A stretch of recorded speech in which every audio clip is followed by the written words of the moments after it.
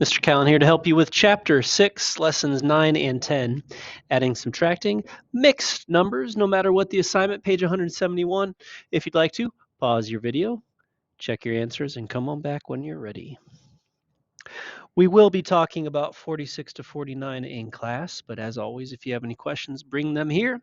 Ladies and gents, we're going to take what we know about adding and subtracting fractions and just put some whole numbers in front of them and make them mixed numbers. So our goal today, add and subtract mixed numbers, sometimes without regrouping. And I think the bigger challenge is with regrouping. And of course, you're going to need this skill when you get towards more complicated multi-step equations with rational numbers. No matter what the date, no matter what the assignment number, go ahead and pause your video, write your numbers down, come on back when you are ready. Just a heads up, I do believe that page 173 is much, well, I won't say easy, but easier than 175. Perhaps that will be where your challenge comes in. Let's just take a quick look. Examples without regrouping, ladies and gents. Now, of course, as we've discussed before, you cannot add fourths and eighths. That just does not make sense. But you can add eighths and eighths.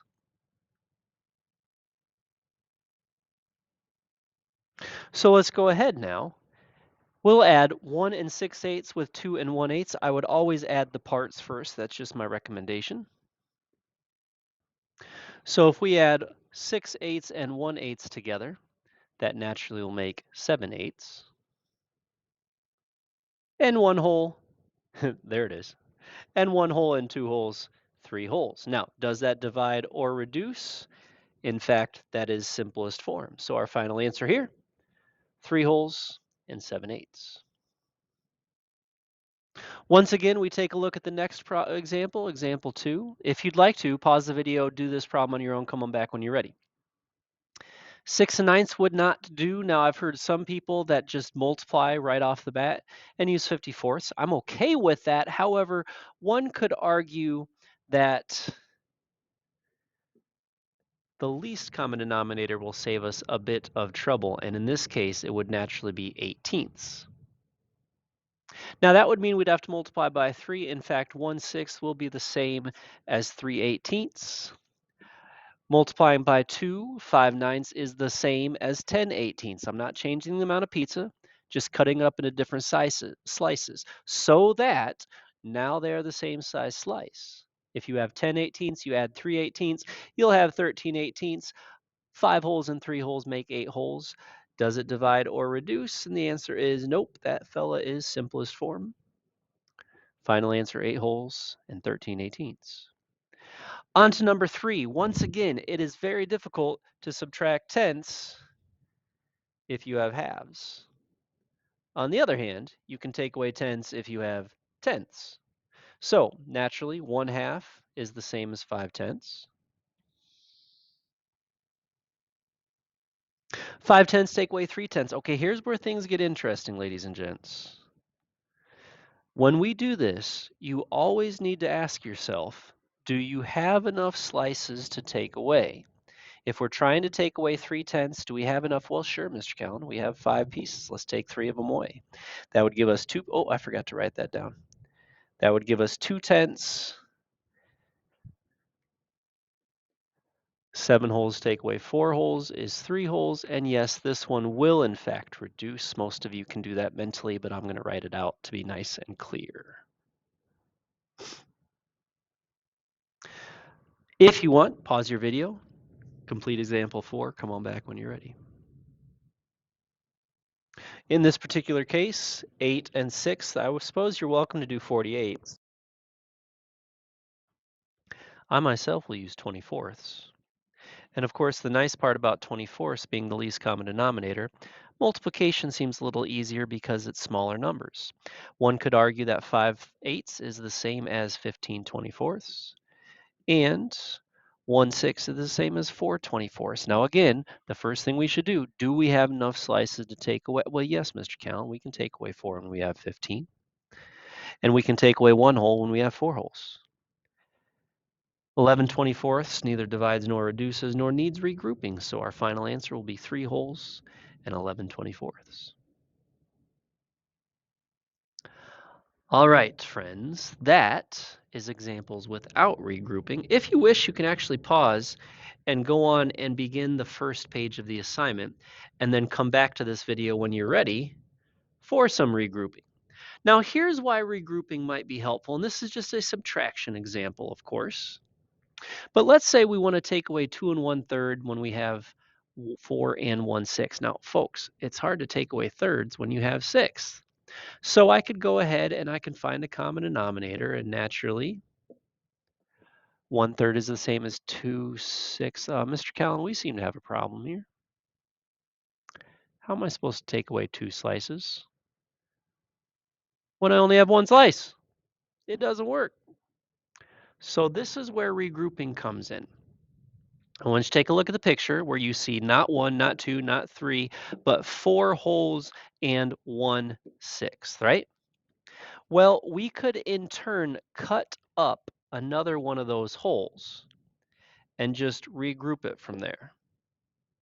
So now, if I put a little disappearing ink here, instead of 4 holes, we will have 3 holes. And instead of 1/6, we will have 1, 2, 3, 4, 5, 6, 7 sixths. Now notice at no time did I change the amount of green. I did not change the amount of chocolate. I just cut up a whole chocolate bar into 6 slices. I know this seems a little weird, but we could continue on with that pattern. We could actually regroup it again. And now, instead of 3 holes, we'd have 2 holes. But now we have 1, 2, 3, 4, 5, 6, 7, 8, 9, 10, 11, 12, and 13 sixths. Still the same amount of chocolate. Shoot, we could do it again. Add another 6 slices. And we could do it a final time and add another 6 slices. Again, all those are the same exact amounts. That's why we use the equal sign. It's just a different way of writing those. To be frank, really the only thing that you need to focus on is that first step. Oftentimes, almost always, I won't say always, but almost always, that step alone is all that we need to borrow. I don't know if this is going to let me draw on it. Nope. Actually, let me go ahead and do this. See if this works. Sweet. All right. So inside of there, I think we could all agree that 4 holes is the same as 3 holes and 1 hole. And if I write it in a different way, I think we can all agree that 4 holes is the same as 3 hole and 1 hole. So really what we're doing is we're taking a whole pizza, we're cutting it up into the same size slices. That's why we use sixths. And that, ladies and gents, is where the 7/6 came from. We're taking a whole pizza and cutting it up. But to be repeatedly repeat myself, yes, I meant to say that, that's the same amount. It's just a different way of representing it. Okay, so all that is to say, look, we were doing this problem. We didn't have enough slices to take away. So what we could do is we could regroup that into 3 holes and 7/6. Now we have enough slices to take away. In fact, if I were to draw this out, let me do this. And we regrouped. Now I got to take away 2 6, so I'm going to cross off 1, I'm going to cross off 2, and perhaps not surprisingly, you'll see 5/6 of a chocolate bar left over. I also have to cross off 2 holes, and not surprisingly, you'll have 1 hole left over. So the point of regrouping, ladies and gents, if you do not have enough slices to take away, then we can regroup 4 and 1/6. This is getting a little sloppy, so I'm going to let this go. I'm just going to let you, if you need to, rewind and watch it again. Now we have enough slices, 7/6, take away 2 6s, 5/6, and take away the holes as well.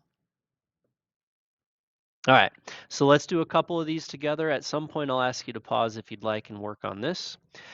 To show that 2 and 5/8, 5 and 3/4, we can change those both to eighths. Now, if I were to add 5/8 and 6/8, that's 11/8. 2 holes plus 5 holes is 7 holes. Now, wait a second, Mr. Callan. I'm looking at this, and that's more than a hole. In fact, that's an extra whole and 3/8. But of course, don't forget the 7 wholes. So 7 wholes, 1 whole is 8 wholes, and 3/8, same amount of pizza, just a better way of representing it so that it is not a whole number and an improper fraction. That looks kind of weird. So that's what regrouping means. All right, if you want, pause, do number 6, come on back when you're ready. 3 wholes, and not surprisingly, we're going to change these to 6. 3 wholes and 3 6, 2 wholes and 4 6. Add those together and you get 7 6. But of course, 7 6, little disappearing ink, is the same as saying, well, that's actually 1 whole and another 1/6. So put the 5 and the 1 together. We're just regrouping the amount. In fact, you could even use an equal sign because those are the same amount of chocolate, just different way of writing it. All right. On to number 7, where number 7 is starting to get a little funky. In fact, I could even write in here that there are no thirds. How do you take away 1/3 if there are no thirds? That's no good.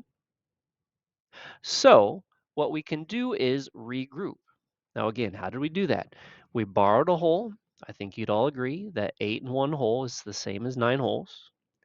Take that whole and cut it up. I think we'd all agree that 8 wholes and 1 whole still makes 9 wholes. But now we can rewrite this as 8 3/3, and we have enough slices to take away. 3/3 minus 1/3 is 2/3. 8 wholes take away 4 wholes is 4 wholes. Can that divide or reduce or regroup? The answer is no. That is simplest form, 4 wholes and 2/3. If you wish, pause the video, come on back when you're ready to check number 8. Fourths and fifths, great common denominator would be 20ths. 1/4 is the same as 5/20ths. 3/5 is the same as 12/20ths. But Houston, we have a problem. It is very difficult to take away 12 pieces if you only have 5. So let's go ahead and regroup.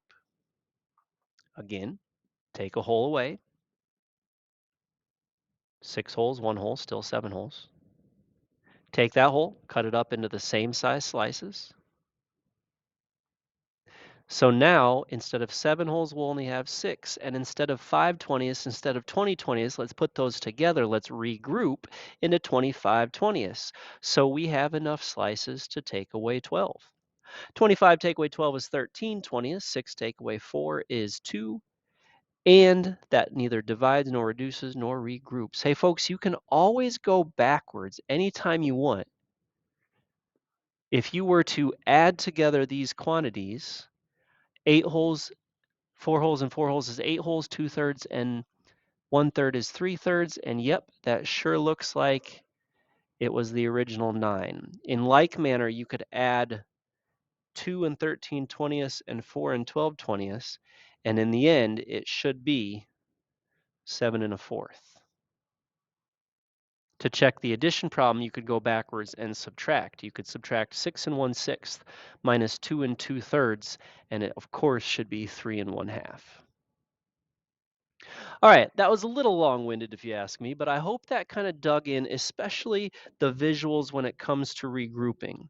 I really want you guys to see why that works, because you take a whole, you cut that whole up into parts, into the same size parts, and so 4 1/6 is the same as 3 7/6. We did this right here. 7 5/20ths is the same as 6 25/20ths. So head into this. I think you'll find page 173 a little quicker than page 175. So take your time. Whatever the date, whatever the assignment number, take care of that. Make sure to check your odd answers. Use the back of the book. Check yourself. Check your learning. And let's keep growing. Take care, folks. See you.